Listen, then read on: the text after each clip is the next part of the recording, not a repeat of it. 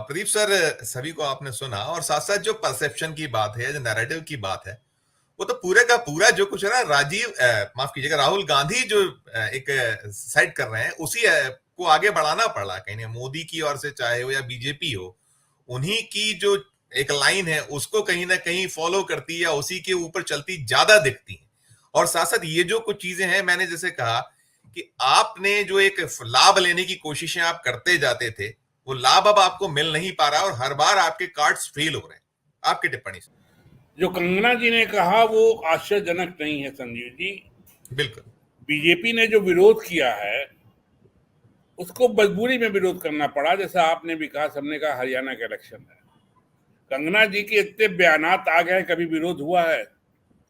कंगना जी का जो अभी बायोडाटा लक्ष्मण जी ने दिया, जो पूरा बायोडाटा पढ़ के सुनाया, वो बायोडाटा तो पहले का है। 14 अगस्त को आजादी मिली थी, ये दर्जा 2 का भी कोई विद्यार्थी नहीं कहेगा। कंगना जी ने कहा तो उनको बीजेपी का टिकट मिला, इसी बायोडाटा पे बीजेपी ने टिकट दिया है ना। और कंगना जी कुछ नहीं है, लक्ष्मण जी की बात मैं नहीं मानता हूं। कंगना जी सांसद हैं, लोकसभा सांसद हैं, बीजेपी राष्ट्रीय पार्टी की सांसद हैं, महामहिम विश्वगुरु नरेंद्र मोदी जी की पसंद है वो, मतलब राजनीति के लिए, राजनीति में मोदी जी ने लाया। तो कंगना जी को हम कैसे वो करें? सवाल इस बात का नहीं, जो आप बबुल कांटा बोने कह रहे थे ना, ये पूरे कुएं में भांग मिली है। बीजेपी को मैं लगातार आपके यहाँ 1-2 बार और बोल चुका हूं, मेरा लगातार मानना है पॉलिटिकल पार्टी न थी न रही है। ये जो राइज की है, जो इसकी थोड़ी बड़ी विचारधारा आपको दिखाई देती है, वो सोशलिस्टों के साथ ये 30 साल रहे हैं, 25 साल रहे हैं, उनके साथ जेल में रहे हैं। इसलिए जो नेता जो बोलते थे, आप देखिए ना, जो बीजेपी के इवन मिडिल 90 के बाद भी बीजेपी के जो नेता हैं वो सब 12 किए हुए हैं। वो कांग्रेस या सोशलिस्ट पार्टी के आए हुए हैं, यशवंत सिन्हा से ले किसी का नाम ले लीजिए आप, क्योंकि इनकी विचारधारा है ही नहीं। विचारधारा केवल एक है, हिंदुत्व की। इनका राष्ट्रवाद भी हिंदुत्व से जुड़ गया। इनकी पॉलिटिकल स्ट्रेटजी एक है, polarisation on the ground of religion. क्योंकि इसमें इनका जो बहुत बड़ी बुद्धि जो है, उसमें बुद्धि ये है कि इंडिया में कास्ट जो है वो काई की तरफ जमी है, और कास्ट की वजह से पॉलिटिकल पार्टियां जो है कास्ट के आधार पर बटी हुई है, कास्ट के आधार पर वोट लेती है। तो आप धर्म को चला दो तो ठाकुर, यादव, ब्राह्मण, वर्ण सब खत्म। इसकी कोशिश वो करते रहे 89 से, सफल भी हुए। आज भी जो आप सफलता देख रहे हैं वो यही है। वो एक बहुत बड़ा कारण है। मैं अभी भी मानता हूं कि धर्म की वजह से नहीं ऐसा हुआ है, लेकिन जो एक धारा बही, एक पोलराइजेशन हुआ, और एक जो कांग्रेस के खिलाफ या कांग्रेस की करनी से जो दुष्प्रचार हुआ, अल्टरनेटिव बीजेपी बन के उभर गई। उसका हम लोग पिछले 3 टर्म से दुष्परिणाम भोग रहे हैं, क्योंकि एक नॉन पॉलिटिकल पार्टी सत्ता में आएगी। अगर बीजेपी को एतराज रहता, कई बयान गिना दिया बिलाल साहब ने। अनुराग ठाकुर कहते हैं कि जात के बारे में कहते हैं कि तुम्हारी जात क्या है, लीडर ऑफ अपोजिशन से पूछते हैं जी। और वो कहे नहीं कहे, अनुराग ठाकुर कोई कंगना रनावत नहीं ना है। वो तो एक्सपीरियंस तीसरी चौथी दफा उनके लोकसभा में थी। लेकिन उससे भी बड़ी बात थी कि उसके 10 मिनट बाद, आधा घंटे बाद, उस पर मोहर किसने लगाया कि बहुत बढ़िया भाषण दिया। महामहिम विश्वगुरु प्रधानमंत्री अपने नरेंद्र मोदी जी। तो जिस पार्टी का हेड, जिस सरकार का हेड इस तरह के घटिया बयान को कहेगा बहुत अच्छा बयान है, तो आप समझ लीजिए कि वो कुएं का पानी का क्या होगा। तो बीजेपी में कंगना रनावत का बयान हो, चाहे गिरिराज सिंह बयान जो देते थे, चाहे रमेश बिजूड़ी जो बयान देते थे, मुझे कोई आश्चर्य नहीं होता है, कतई नहीं आश्चर्य होता है। ये पॉलिटिकल बयान दे ही नहीं सकते, क्योंकि पॉलिटिकल ट्रेनिंग इनकी हुई नहीं है। ये पॉलिटिकल शिविर में नहीं गए हैं, ये शाखा में गए हैं जो ओरिजिनल है। बाकी तो सब 12 किए हुए हैं कांग्रेस से। अब संजय सिंह को आप मान लीजिएगा बीजेपी का, मेनका गांधी को आप मान लीजिएगा बीजेपी का, यशवंत सिन्हा को आप बीजेपी का मान लीजिएगा, ये लोग बीजेपी के थे ही नहीं। कांग्रेस में जो हैं या जो सोशलिस्ट पार्टी में हैं, उसमें से 60% जो हैं वो पॉलिटिकल शिविर, उनकी शिविर लगती थी। अगर आपने पॉलिटिकल पार्टी कवर होगी तो आप भी संजय जी देखे होंगे कि समाजवादी पार्टी की शिविर लगती, प्रशिक्षण शिविर, कार्यकर्ता प्रशिक्षण शिविर लगता था। उनको पॉलिटिकल विचारधारा क्या सिखाई जाती थी। मुझे याद है लोजपा 2000 में बनी और पासवान जी ने 10 साल में कम से कम 10 पॉलिटिकल कार्यकर्ता शिविर किया, जिसमें 5-6 में मैं भी गया था। और वहां बाकायदे ट्रेनिंग होती है और बाहर से लोग भी बुलाए जाते हैं। बुद्धिजीवी भी इन शिविरों में, समाजवादी का मैंने इटावा में किया था और जसवंत नगर में किया था। इन लोग बाहर से भी वक्ता बुलाते हैं, ट्रेनिंग करवाते हैं। वो सब तो बीजेपी में मैंने कहीं नहीं देखा। बीजेपी में तो संघ के मोहन भागवत जी आएंगे, जिन्हें पॉलिटिकल नॉलेज है ही नहीं। पॉलिटिकल नॉलेज इन लोग को उतना ही है जितना इंटरमीडिएट पास, बीएससी पास आदमी साथ साथ पढ़ता है और साथ साथ पॉलिटिकल देखता है।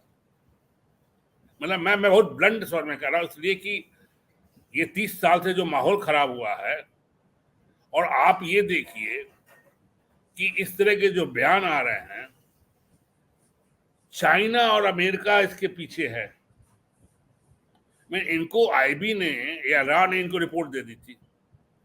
बोल कौन रहा है? बोल कोई साधारण आदमी नहीं रहा। माइंड कीजिए। आप इसको कह के ये नहीं टाल सकते कि कंगना जी अभिनेत्री थी और उनको पढ़े लिखे नहीं हैं।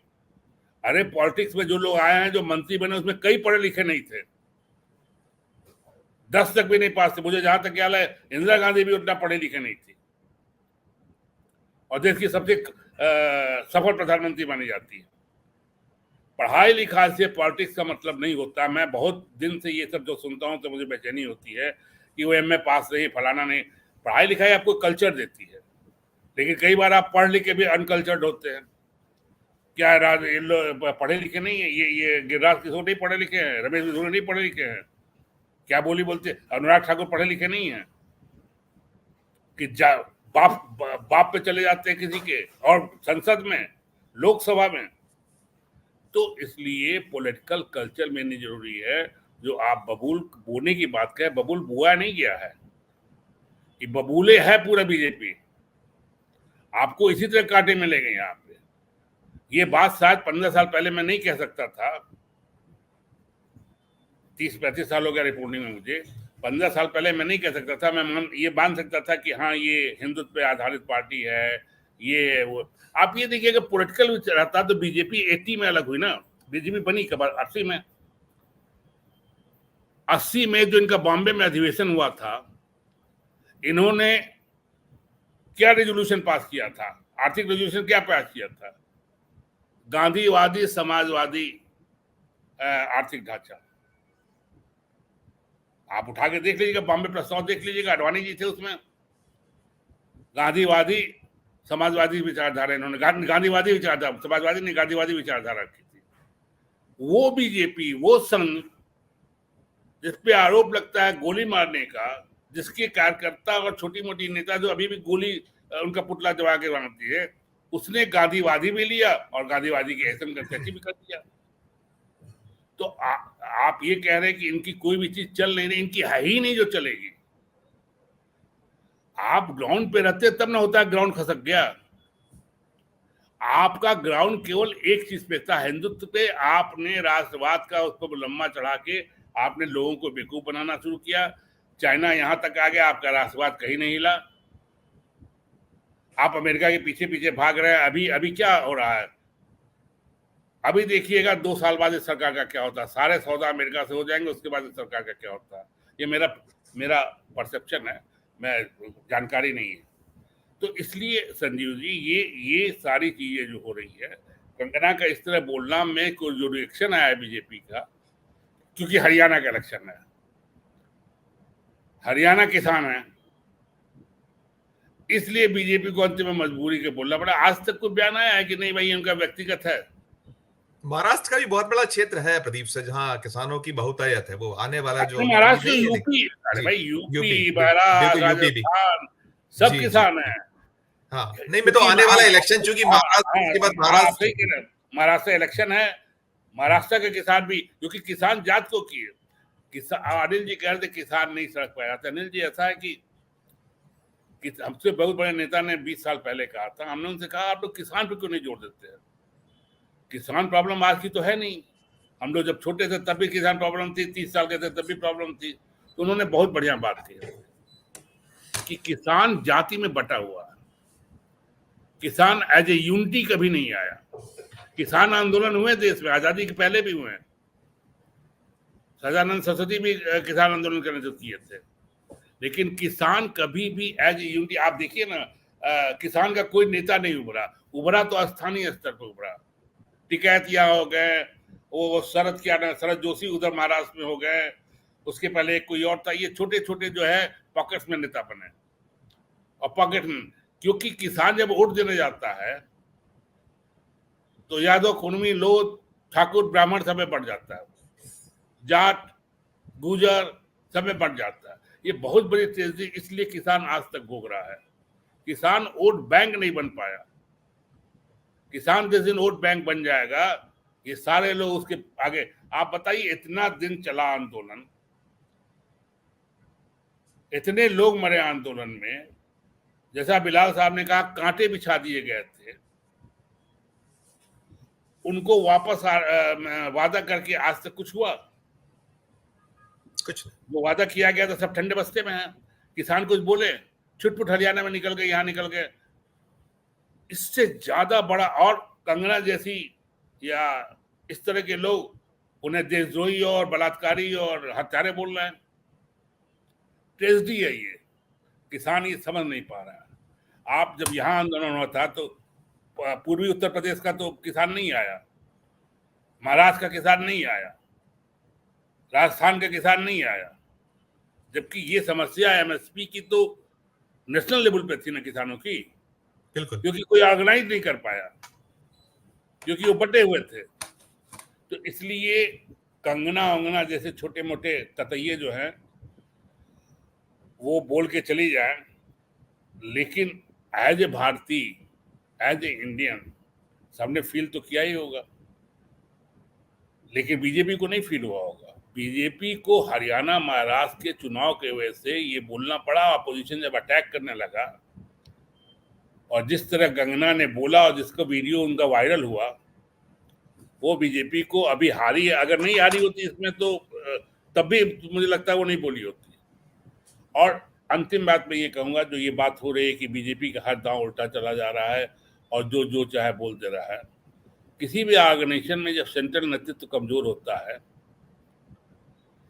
और कोई भी ऑर्गेनाइजेशन, जब एक मोनोपोलिस्टिक ऑर्गेनाइजेशन एक सूत्र से बंधे होते हैं और नीचे कोई ढांचा नहीं होता, उसका कोई लेयर नहीं होता है, तो जब वो सूत्र खत्म होता है तो धड़ धड़ धड़ ताश के पत्ते की तरह से गिरने लगता है। ये जो आप देख रहे हैं कि महाराष्ट्र में उल्टा पड़ गया, यहाँ उल्टा पड़ गया, वहां उल्टा पड़ गया, केवल इसलिए है कि जो सेंटर है, जो गुजराती ब्रदर्स थे, मिस्टर शाह एंड मोदी, जो कि चाणक्य माने जाते थे और सब माने जाते थे, जो लगता था कि उत्तर प्रदेश को उन्होंने हिला के रख दिया, जो पंत जी ने नहीं किया, जो नारायण तिवारी ने नहीं किया, जो सरोजिनी नायडू ने किया, वो इन लोगों ने कर दिया 1-2 साल में। तो वो अब उनकी सब चीज बाहर आ चुकी है। और बहुत सही कहा लक्ष्मण जी ने, क्रेडिबिलिटी लॉस इतना हो गया कि यूएस, वो जो आया है रिटायरमेंट वाला, उसको बिना पढ़े, मैंने मतलब बिना पढ़े मेरा पहला स्ट्राइक ये साला फ्रॉड होगा, और नेक्स्ट ईयर अखबार में आने लगा। नेक्स्ट ईयर मेरा भाई रियाडियो से रिटायर किया है, उसने भी मुझे फोन करके कहा भैया ये एकदम बेवकूफ बनाया गया है इसमें। और यही बात हो रही थी कि अब ये अच्छा काम भी करें, कोई मान लीजिए कह दे कि हम, तो कोई नहीं मानेगा, सब मानेगा कि गुजराती ब्रदर्स की कोई चाल होगी इसमें, बिना फायदे के ये नहीं करेंगे। ये आप कोई दे दीजिए ना, कोई भी स्कीम दे दीजिए, बिना उसके नहीं करेंगे। जी।